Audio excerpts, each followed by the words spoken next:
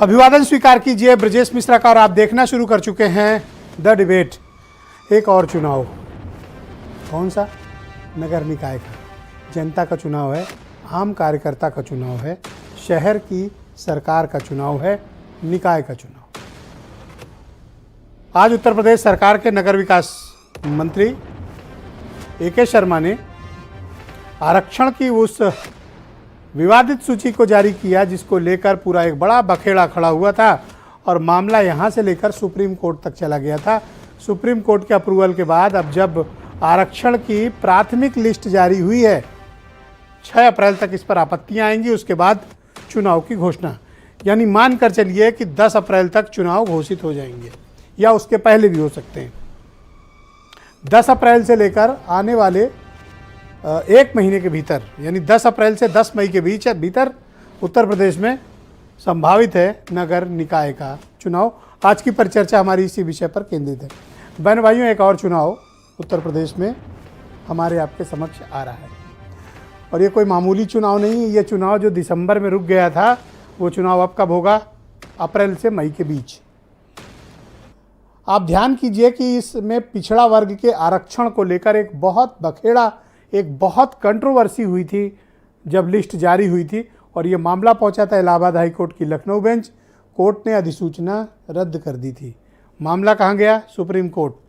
पिछड़ा वर्ग आयोग गठित हुआ, सर्वे हुआ, उसके बाद सुप्रीम कोर्ट से अप्रूवल हुई और आज आरक्षण की जो पहली सूची आई है 17 नगर निगमों की, उसमें 8 अनारक्षित हैं, बाकी आरक्षित घोषित किए गए हैं।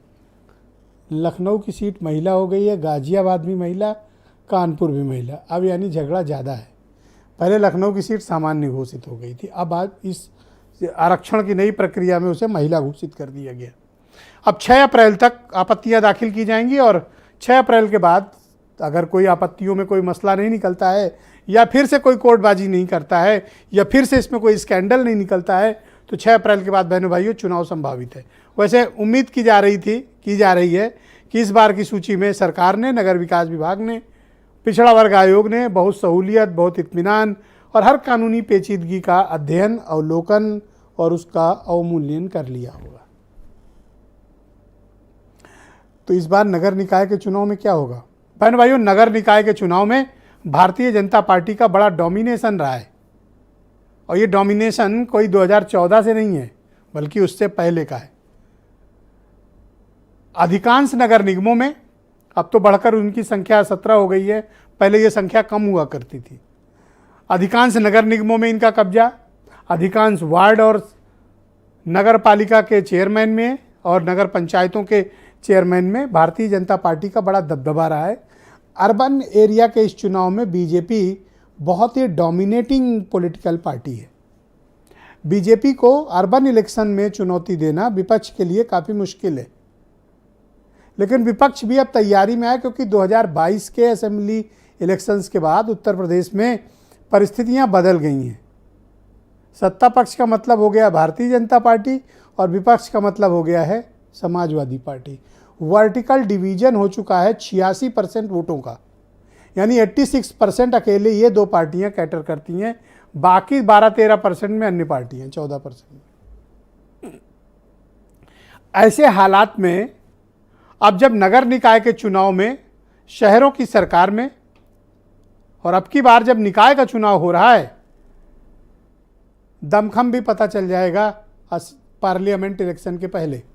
उत्तर प्रदेश वैसे तो ग्रामीण बहुल इलाका है, लेकिन शहरी क्षेत्र भी उतनी ही तेज़ी से बहनों भाइयों बढ़ रहा है।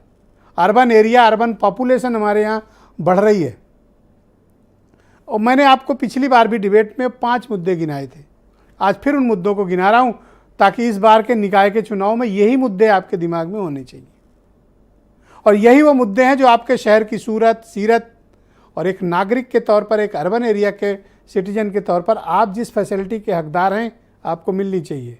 आप एक अच्छी ज़िंदगी के हकदार हैं, आपको मिलनी चाहिए। पहला, इंक्रोचमेंट।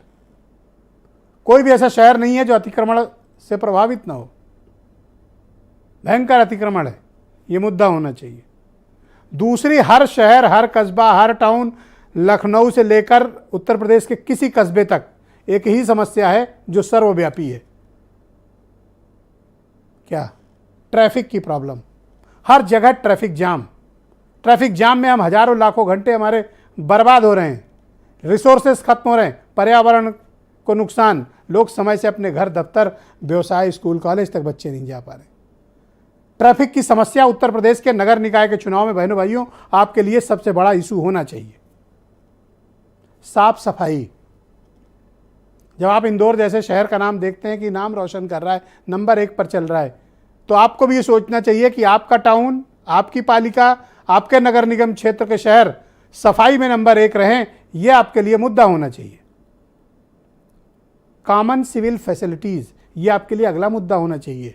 किसी व्यक्ति को नगर निगम के घूसखोरी, बेईमानी, दलाली, मक्कारी और उनके द्वारा किए जा रहे अनाचार को रोकने के लिए हर चीज़ का डिजिटलाइजेशन होना चाहिए। प्रमाण पत्र ऑनलाइन मिलने चाहिए, टैक्सेस ऑनलाइन जमा होने चाहिए, मिनिमम ह्यूमन इंटरेक्शन होना चाहिए ताकि इस शहर के लोग अपनी अपनी सहूलियत की ज़िंदगी जी सकें। और चौथा, एक व्यवस्थित शहर। जिस दिन हम ऐसा करने में कामयाब हुए बहनों भाइयों, हम शहरों की हालात बदल सकते हैं। लेकिन इन 5 मुद्दों को आपको याद रखना है और जब भी कोई वोट मांगने आए अपने दरवाजे पर ये 5 चीज़ें लिख के रख लेना। जब भी कोई आए तो दरवाजे पे चिपका हुआ वो कागज़ पढ़ा देना जिन 5 मुद्दों का मैंने जिक्र किया है। ये मुद्दे घर घर लोगों को याद रखने पड़ेंगे और इन मुद्दों को आपको अपने दीवारों पे, घर के बाहर चिपका के रखना है। ये 5 मुद्दे बहनों भाइयों रट के रखना। जो भी अर्बन इलेक्शंस के जो भी वोटर्स हैं अपने घरों के बाहर दरवाजे पे या दीवार पे बड़े बड़े अक्षरों में लिखकर पोस्टर बनाकर चिपका लीजिए। जो इस पर काम करेगा वोट उसी को मिलेगा, अन्यथा किसी को वोट नहीं। ये संकल्प जिस दिन आपने ले लिया आपके शहर की सूरत बदल जाएगी। तो क्या कहा आज नगर विकास मंत्री ने, थोड़ा वो सुन लीजिए, फिर आज की परिचर्चा को हम आगे बढ़ाएंगे। लेकिन 5 वो बात जो मैंने कही है याद रखिए, उसके पोस्टर बनाइए, अपने दीवार पर लगाइए।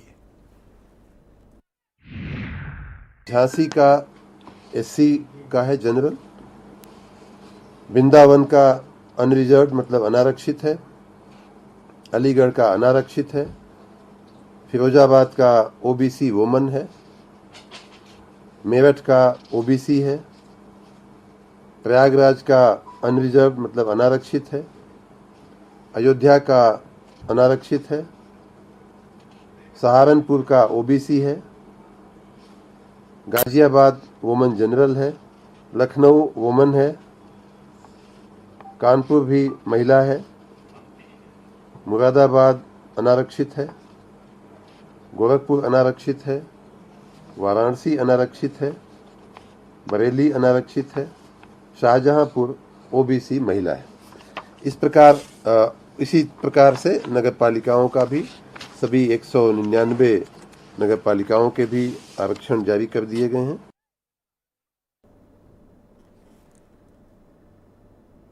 बहनों भाइयों, इस कार्यक्रम को आज आगे बढ़ाते हैं, इस पर चर्चा को भी आगे बढ़ाते हैं। मेरे साथ आनंद दुबे हैं, भारतीय जनता पार्टी के